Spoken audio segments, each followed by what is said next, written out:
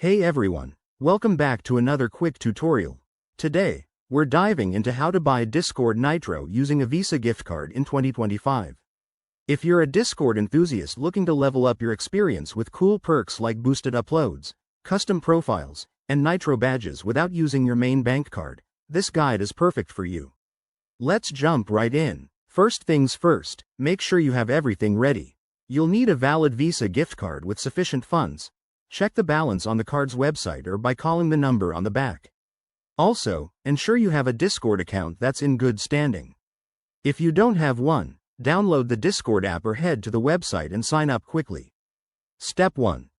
Log into your Discord account on the desktop app or website. Mobile might not work as smoothly for this. Once you're in, click on the gear icon in the bottom left to open user settings. Navigate to the Subscriptions tab on the left sidebar. Here, you'll see the option to purchase Discord Nitro. Step 2. Select the Nitro plan you want, like Nitro Basic or Nitro Full, and click on it. You'll be prompted to enter your payment method. Choose credit or debit card, and then select Add a card.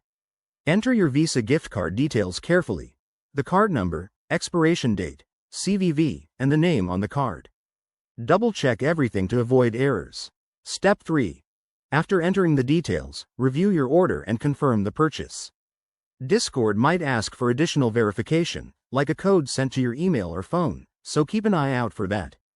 Once confirmed, the payment should process immediately. If it doesn't go through, it could be due to insufficient funds or regional restrictions. Try adding the card as a new payment method first.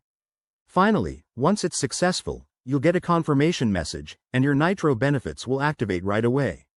Enjoy your enhanced Discord experience. If you run into any issues, check Discord's support page or contact your gift card issuer. Thanks for watching. Hit that like button if this helped, and subscribe for more tech tips.